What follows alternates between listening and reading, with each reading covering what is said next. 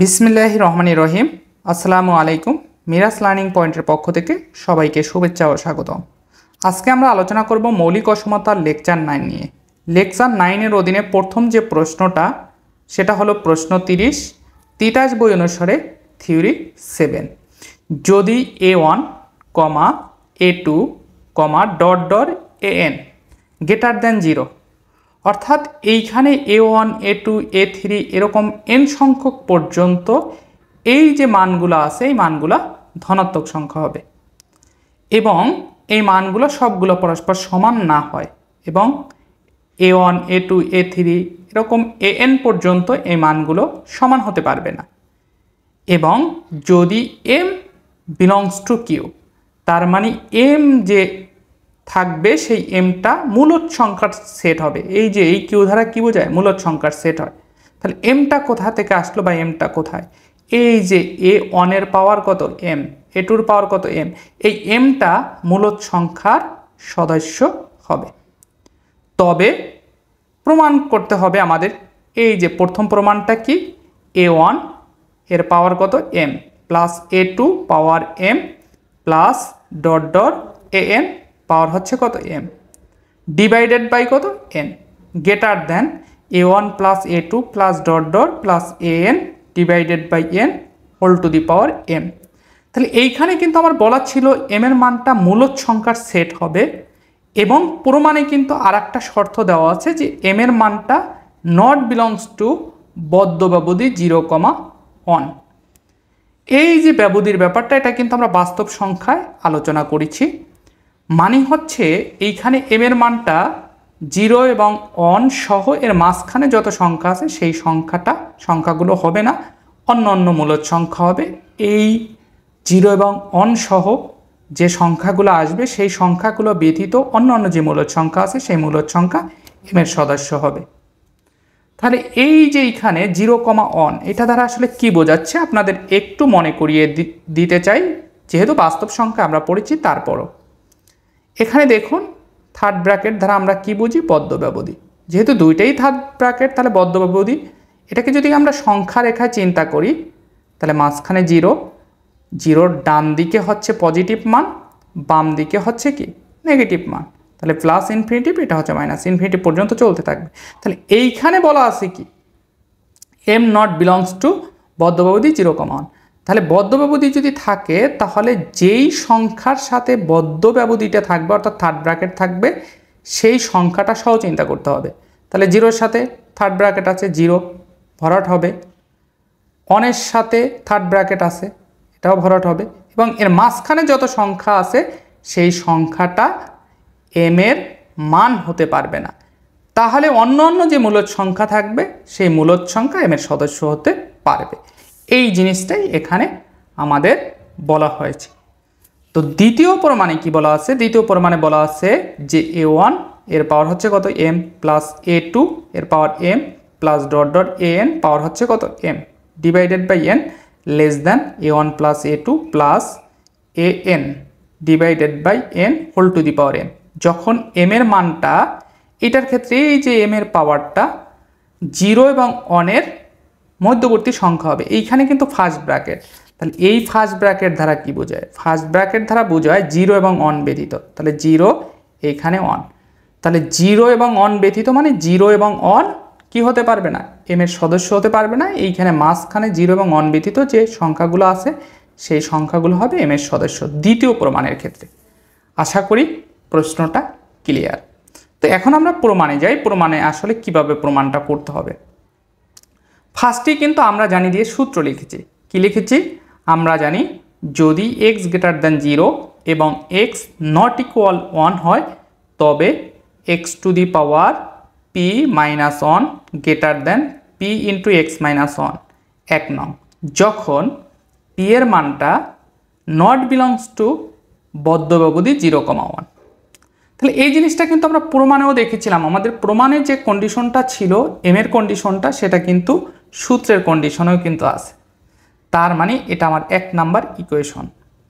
এবং x two the power p minus 1 less than p into x minus 1, এটা 2 নং, যখন p এর ভ্যালুটা কি হবে? p বিলংস টু 0,1 1, যেটা কিন্তু আমরা দ্বিতীয় প্রমাণ যেটা করতে বলছি সেই প্রমাণে কিন্তু কি ছিল, পি এর জায়গায় এম ছিল কন্ডিশনটা।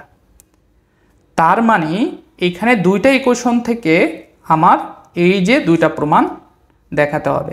তাহলে প্রথম ইকুয়েশন দ্বারা আমরা দেখাবো হচ্ছে প্রথম প্রমাণটা এবং দ্বিতীয় ইকুয়েশন দ্বারা দেখাবো হচ্ছে দ্বিতীয় প্রমাণটা। আর এই যে সূত্র দুটি লিখলাম আমরা, অসমতার সূত্র দুটি লিখেছি, এটা হচ্ছে কারো কাছে যদি তিতাস বই থাকে তাহলে তিতাস বইয়ের থিওরি নাম্বার অর্থাৎ উপপাদ্য 6 নাম্বারের যে প্রমাণটা সেই উপপাদ্যটাই হচ্ছে আমার এইখানে এই প্রমাণটার ক্ষেত্রে সূত্র হিসাবে কাজে লেগেছে। তো এখন আমরা প্রমাণ করি।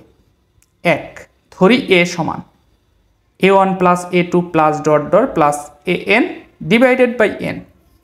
তাহলে এটা আমরা কোথা থেকে লিখলাম? দেখুন আমাদের প্রথমেই কিন্তু প্রশ্নটা ছিল এরকমের, যদি a1, a2, dot dot an greater than 0 হয় এবং সবগুলো পরস্পর যদি সমান না হয় সেক্ষেত্রে আমাদের দুইটা প্রুফ করতে বলছে। তাহলে এইখানে আমার সংখ্যাগুলো কি আছে, a1, a2, n। তাহলে এইটার আমরা যদি যোগাত্তর মধ্যক নির্ণয় করি অর্থাৎ এরিথমেটিক মিন বের করি তাহলে জিনিসটা কি হবে? যোগাত্তর মধ্যককে কি দ্বারা সূচিত করা হয়? ক্যাপিটাল এ অথবা capital A dot capital M, অর্থাৎ এরকম এ ডট এম বা শুধু এ। তাহলে এটার যোগাত্তর মধ্যক যদি চিন্তা করি তাহলে কি হবে? সবগুলো যোগ হবে, a1 plus a2 plus dot dot plus an divided by কি হবে? ডিভাইডেড বাই এখানে সংখ্যা আছে কয়টা? সংখ্যা আছে n সংখ্যক, তাহলে ডিভাইডেড বাই n। তাহলে এখন এটা যদি আর গুণন করি তাহলে n এর সাথে কে আসবে? a। তাহলে দেখুন a1 plus a2 plus dot dot plus an সমান na। এই জিনিসটাই কিন্তু আমরা এই যে ফার্স্টে প্রমাণের ক্ষেত্রে 1 নং প্রমাণের ক্ষেত্রে ধরি লিখে এই জিনিসটা করছি এবং এখানে 3 নং সমীকরণ ধরেছি। এখন আমরা যদি সূত্রের মাধ্যমে প্রথম প্রমাণটা করতে চাই, আমরা কিন্তু প্রথম প্রমাণের জন্য কাজ করতেছি, প্রথম প্রমাণটা করতে চাই, তাহলে সূত্রে আমার কি আছে? x আর পাওয়ারে কি আছে? p। আর এইখানে প্রমাণের ক্ষেত্রে বেইজে আছে কে? a1, a2, an আর পাওয়ারে কে আছে? m। আশা করি বুঝতে পেরেছেন ব্যাপারটা। তাহলে এইখানে কিন্তু আমার p এর পরিবর্তে কি নিয়ে আসতে হবে? m। আর x এর স্থলে কি আসতে হবে? a রিলেটেড পদ নিয়ে আসতে হবে। সেটা করার জন্য আমরা এখন কি করব? দেখুন এখন 1 নংয়ে p সমান m এবং x সমান a1 divided by a, a2 divided by a, a3 divided by a, dot dot an divided by কি? a বসিয়ে পাই। কত নম্বরে? 1 নংয়ে। তাহলে দেখুন 1 নং আমার কি ছিল? 1 নংটা আমার কি ছিল? 1 নং অসমতার ইকুয়েশনটা আগে একটু লিখে নেই। কি ছিল? x two the power p minus 1 greater than p x minus 1। তাহলে x এর স্থলে আমি ফার্স্টে কি বসাবো?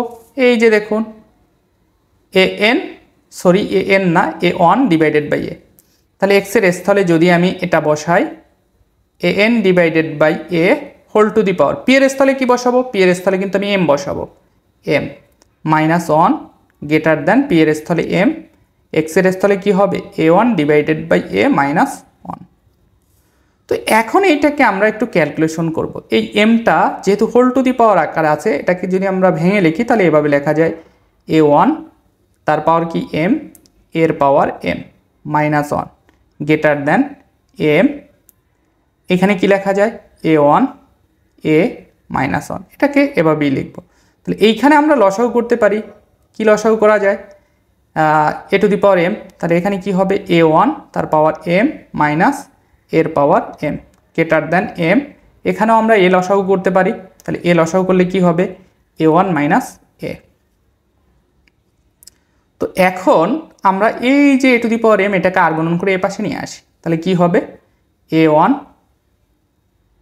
তার পাওয়ার হচ্ছে m মাইনাস এর পাওয়ার m গ্রেটার দ্যান, এটা এ পাশে নিয়ে আসলে কি হবে? m এর সাথে গুণ আকারে আসবে ইনটু, আর এই যে এটা আছে এটাকে আমরা সেপারেটলি লিখতে পারি 1 বাই a।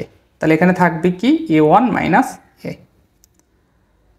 তো তারপরে a1 তার পাওয়ার হচ্ছে m মাইনাস এর power m greater than m। এখন এইখানে দেখুন a to the power m এটা কোথায় আছে লবে, আর a নিচে আছে, তাহলে এই a এটাও ক্যাপিটাল এ এটাও ক্যাপিটাল এ, তাহলে বেজ যেহেতু সমান ভাগাকারে আছে তার পাওয়ারগুলো কি করতে হয় বিয়োগ সূচকের নিয়ম অনুসারে a to the power m minus 1 a1 minus a। তাহলে এই জিনিসটা কিন্তু আমার আসলো। এই জিনিসটা যে এসেছে এই জিনিসটা কিভাবে এসেছে একটু খেয়াল করি। এই যে এটা এসেছে আমরা যখন p এর মান কত বসিয়েছি m, আর x এর ভ্যালু কত বসিয়েছি a1 ডিভাইডেড বাই a, তখন কিন্তু আমরা এই যে অসমতার এই ইকুয়েশনটা পেয়েছি। ঠিক আছে, দেখুন তাহলে ক্যালকুলেশনটা এই যে এভাবে।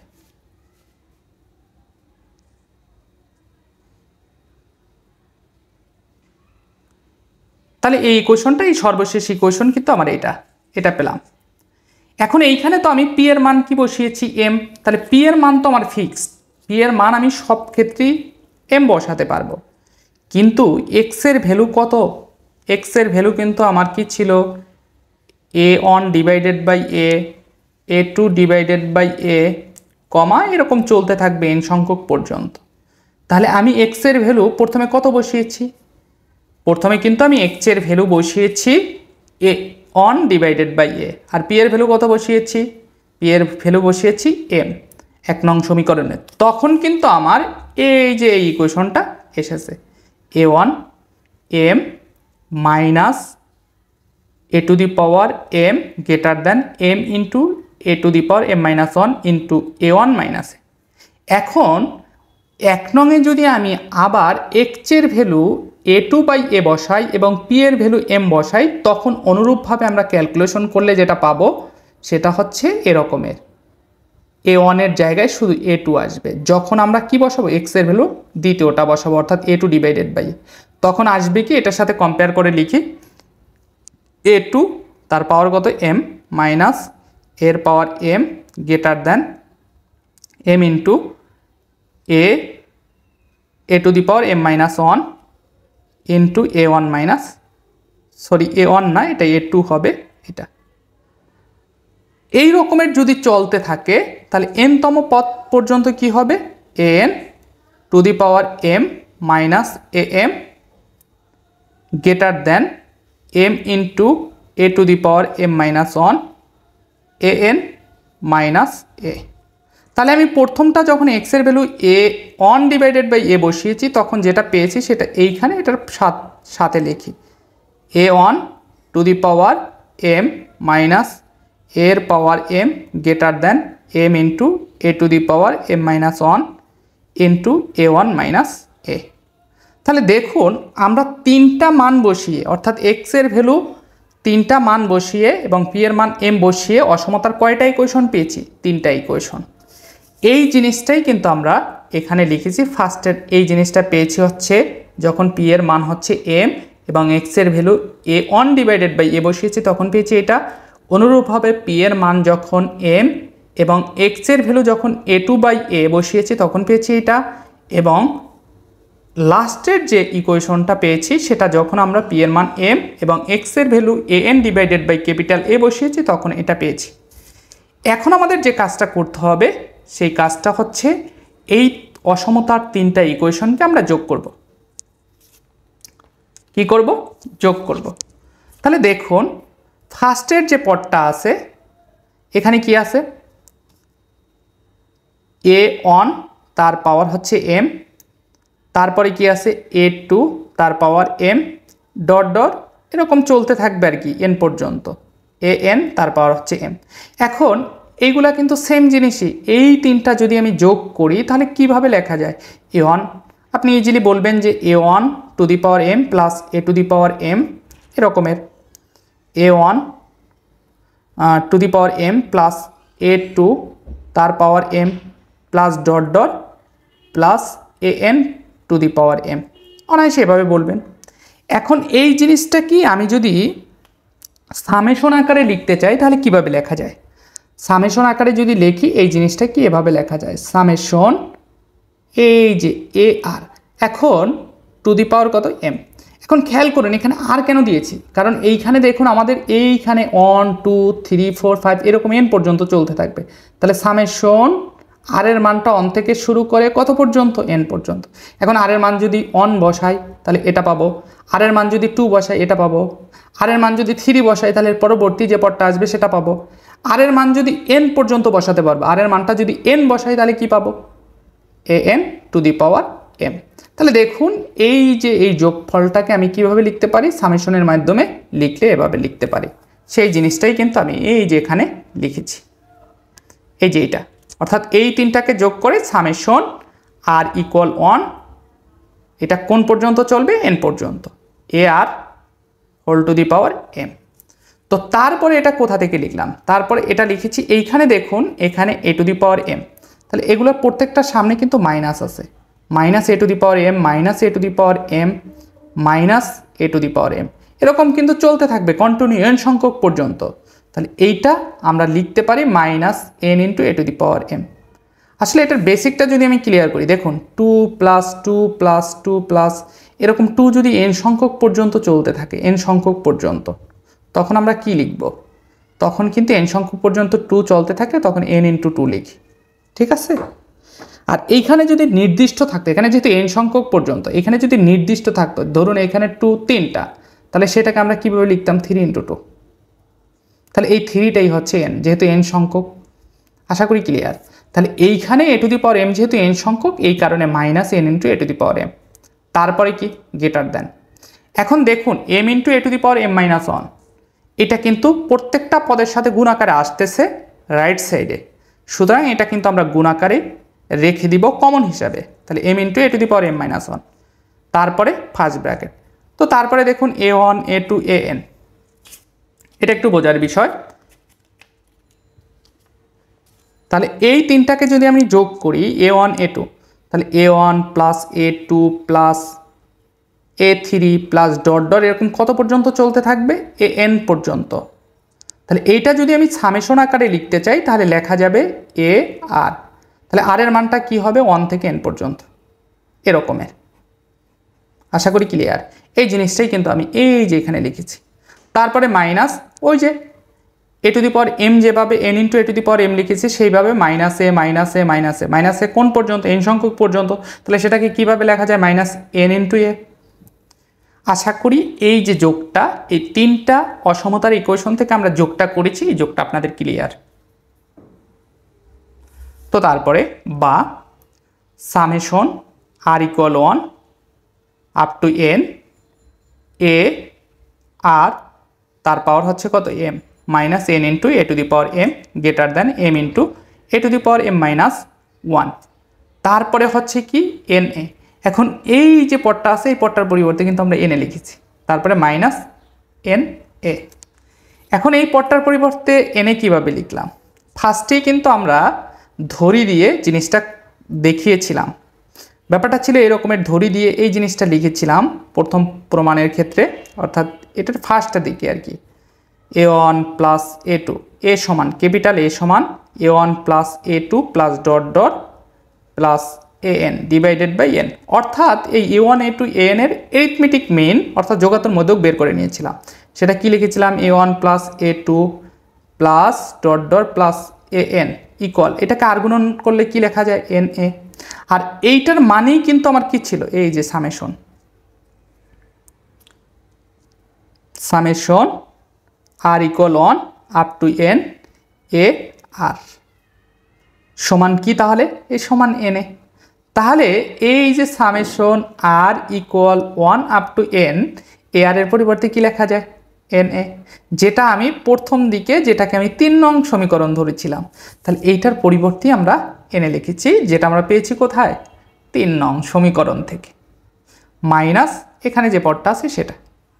এখন দেখুন এইখানে N A minus N A, তাহলে যেহেতু দুইটা সংখ্যাই সমান এবং বিপরীত সাইন বিশিষ্ট, তাহলে অবশ্যই 0 হবে, আর 0 দ্বারা এইটাকে গুণ করলে 0ই আসবে, তার মানে অসমতার ডান পক্ষে আমাদের 0 চলে আসলো।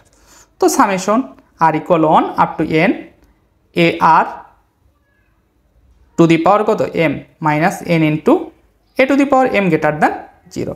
এখন এই পদটাকে আমরা ডান পক্ষে নিয়ে আসবো, তাহলে ডান পক্ষে নিয়ে আসলে কি হবে পজিটিভ। তো তারপরে যে কাজটা করব সেটা হচ্ছে এই যে অসমতার উভয় পক্ষে n দ্বারা ভাগ করব।